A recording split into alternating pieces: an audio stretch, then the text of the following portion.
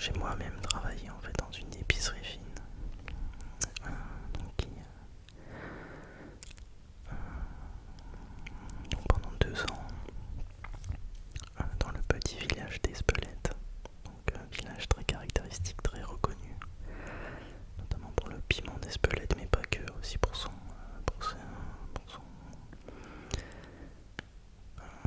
sa typicité, je dirais. C'est une destination qui est très très charmante. Donc j'affectionne énormément le Pays Basque parce que, comme vous le savez, je suis originaire du sud-ouest. Et c'est une très belle région, notamment pour ses paysages pittoresques, mais aussi pour, je dirais, la richesse gastronomique, l'authenticité en fait qu'émane la région. Je trouve que c'est absolument, c'est non seulement magnifique, mais c'est aussi un paradis sur terre, tout simplement. Que ce soit d'un point de vue des paysages, vous savez, la montagne, la mer, etc. Enfin, l'océan du coup, même si on a tendance à dire la mer. Beaucoup de choses qui font de cette région pour moi l'une des plus belles régions de France. Donc je suis très fier de vous faire cette vidéo. Comme vous voyez,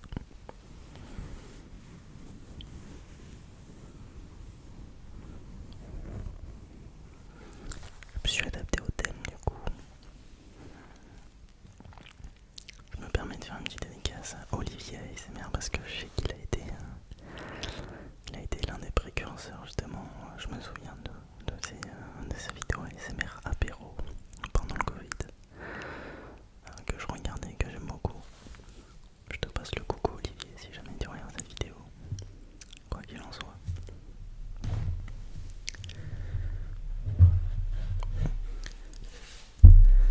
Voici les produits que je vais déguster. Alors, je me permets de faire une petite explication rapide. Et ensuite, je ferai la dégustation en vous présentant les produits un par un. Donc, ce sont des produits d'épicerie fine, donc qui ont été produits soit en Navarre, donc dans le Pays Basque espagnol, soit effectivement qui ont été produits dans le Pays Basque français. Ici, vous avez de l'osso irrati, donc l'osso irrati qui est le fromage qui est un peu le fromage typique un petit peu du Pays Basque, puisqu'il est produit dans la vallée d'Osso, enfin dans la forêt d'Irati il me semble. Ouais, enfin, c'est une AOP en fait, très très reconnue, vous le connaissez sûrement. Donc avec un élevage de 5 mois au lait cru, donc avec des arômes qui sont assez puissants, donc ça c'est parfait. Là vous avez du saucisson au piment d'Espelette. Saucisson au piment d'Espelette. C'est ce qu'on appelle des quintillas. Je vais vous présenter ça tout à l'heure. Et enfin, alors, ça c'est galère, j'avoue. Bon, quoi qu'il en soit, normalement vous le voyez, c'est du jambon. Ce qu'on appelle du jambon mascarada. Je vais vous présenter ce que c'est de suite. C'était pour la liste des produits. Comme ça je touche plus à rien et normalement tout se passe bien. On va commencer par le jambon. Alors les gens qui pensent au jambon, voilà, donc ça ressemble un petit peu. Peut-être que vous connaissez le jambon de Bayonne.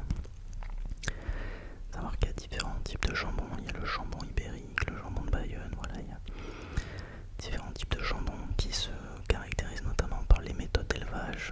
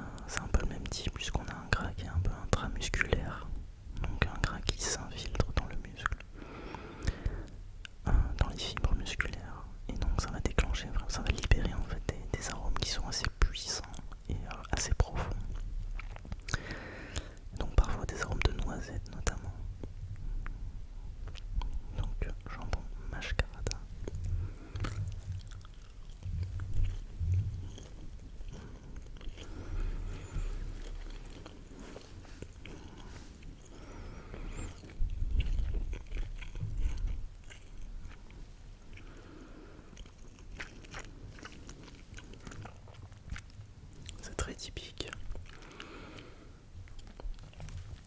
C'est absolument délicieux.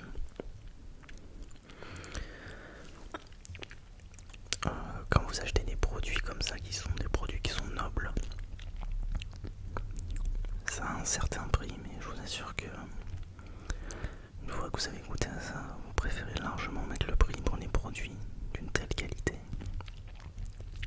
plutôt que pour des produits qui sont très moyens, dont la provenance est assez douteuse.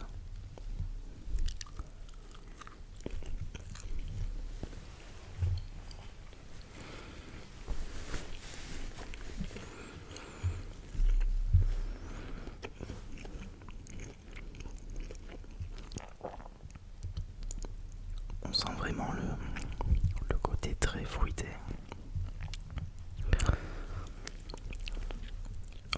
Je pense que parfois on sous-estime un petit peu on peut sous-estimer parfois la profondeur aromatique que peut avoir un aliment en fonction de comment il est fabriqué. Et je le mets même parfois sur le même niveau qu'en fait le vin que l'on déguste. Il y a des produits nobles qui ont des goûts, des textures, une expérience culinaire qui est radicalement unique en fait et inégalable par rapport à d'autres produits culinaires. Et donc le jambon typiquement mashcarada ou même le jambon ibérique de manière générale, c'est pas pour rien que effectivement ça a un certain prix et que c'est fabriqué à un seul endroit. C'est parce que la zone géographique d'élevage, l'alimentation, le l'affinage, le savoir-faire, tout ça, c'est des choses qui sont absolument primordiales. Fromage de brebis au lait cru. Donc le soyati, voilà, c'est un fromage de brebis.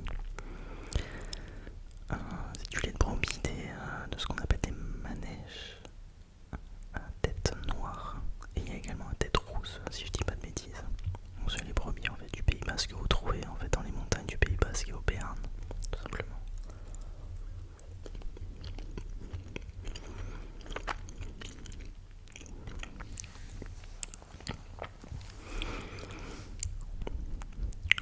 C'est un fromage qui affine les 5 mois.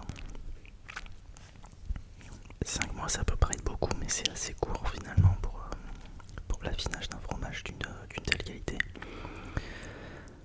En fait ça va. Pourquoi j'ai choisi celui-ci? Parce que pour moi c'est l'un des plus accessibles en termes de goût. Quand vous rentrez sur des fromages qui ont un élevage par exemple de 10 mois, typiquement, c'est des fromages qui sont assez secs mais qui ont une puissance aromatique parfois un peu trop élevée pour certaines personnes, ce que je comprends parce que c'est assez spécial et c'est parfois un peu piquant. Là on a vraiment l'équilibre entre le piquant, le fruité et le côté doux que je trouve particulièrement très sympa. Sachant que moi ce que je vous conseille c'est de le sortir 1 heure avant la dégustation, parce que quand vous le laissez au frais ça va en fait le gras va ressortir quand vous le sortez du frais.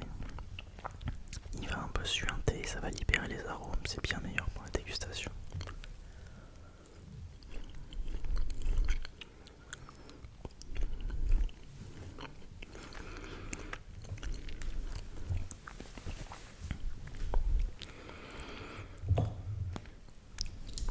Que serait un apéro, chers amis, sans une bonne bière?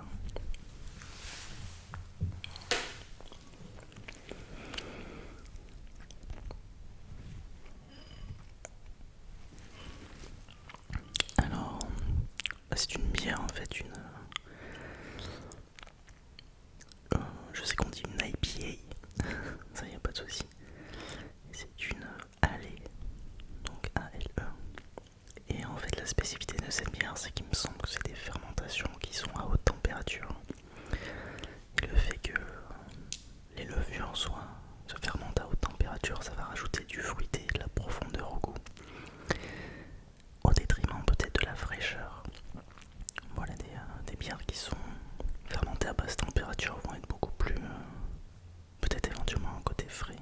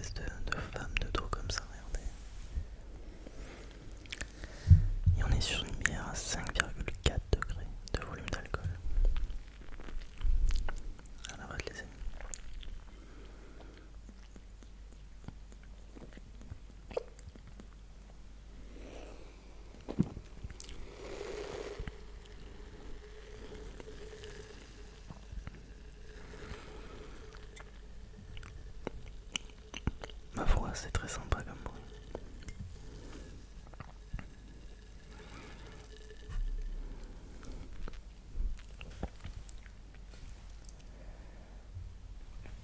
Je vais poser ça là pas mal. Et je voulais vous montrer ceci. Je me suis coupé un petit, peut-être quelques petites tranches de saucisson. Du saucisson frotté au piment d'Espelette, grand classique.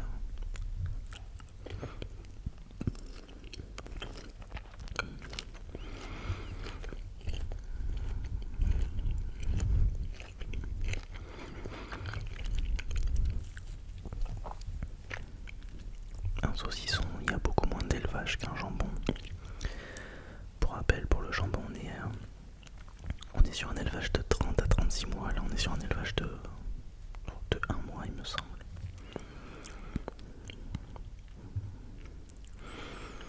Écoutez, je me régale.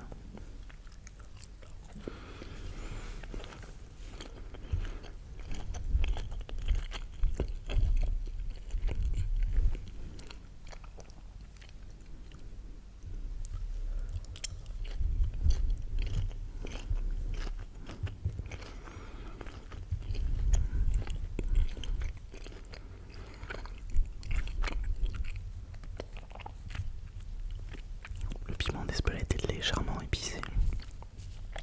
Il est pas si fort que ça, le piment d'Espelette. Enfin, en tout cas, les aliments, les plats préparés avec du piment d'Espelette, c'est pas si fort ça. Ça va légèrement relever, ça va apporter vraiment des notes qui sont fruitées. En parlant de piment, ce n'est pas du piment d'Espelette du coup. On appelle ça des guindillas.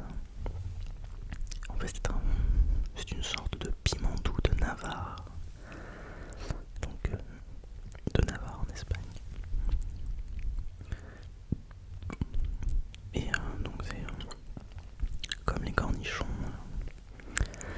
C'est conservé dans du vinaigre en fait, et vous pouvez les sortir à l'apéritif et manger ça en fait, comme ça, comme des cornichons. C'est peut-être un peu plus piquant que les cornichons quand même.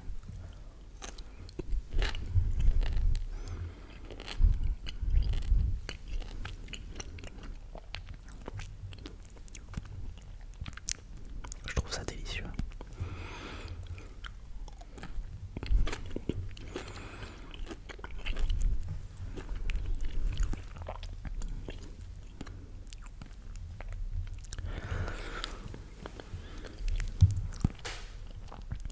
Voilà, je sais pas si je vous l'avais dit en effet que j'avais travaillé en épicerie fine comme ça. Donc j'ai quelques bases et quelques connaissances justement dans ce genre de mets. J'ai eu la chance de pouvoir goûter à pas mal de choses. Pas mal de typicités de fromage, de jambon, énormément de choses. Et du coup j'ai eu mes préférences au fur et à mesure. Donc j'ai quelques connaissances et j'aime beaucoup vous les partager au même titre que j'aime vous partager certaines de mes connaissances sur les fruits spiritueux. Dites-moi ce que vous en pensez. À terme, peut-être que je ferai des dégustations comme ça de fromages de certaines régions en expliquant leur provenance, leur méthode de fabrication, etc. un peu thématique. Au même titre que je fais la dégustation de vin typiquement. Ça permettrait éventuellement de changer un petit peu. Pourquoi pas. Dites-moi ce que vous en pensez en commentaire. N'hésitez pas à laisser un commentaire, à vous abonner si jamais mes vidéos vous plaisent et laisser un j'aime sur les vidéos. C'est le meilleur moyen de me soutenir. Merci beaucoup.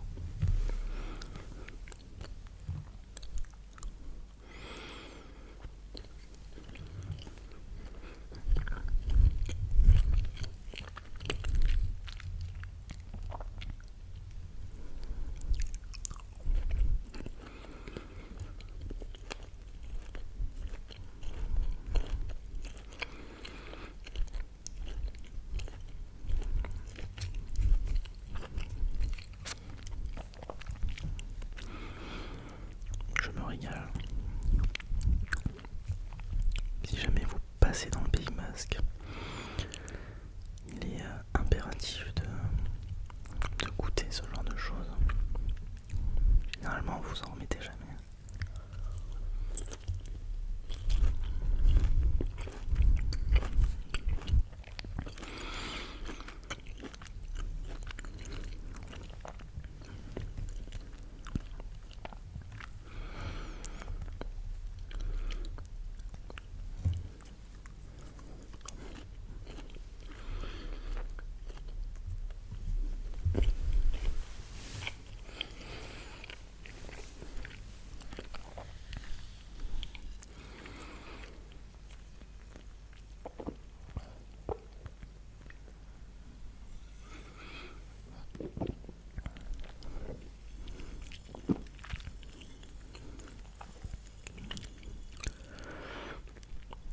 décidément, je crois que c'est mon trigger préféré de la vidéo.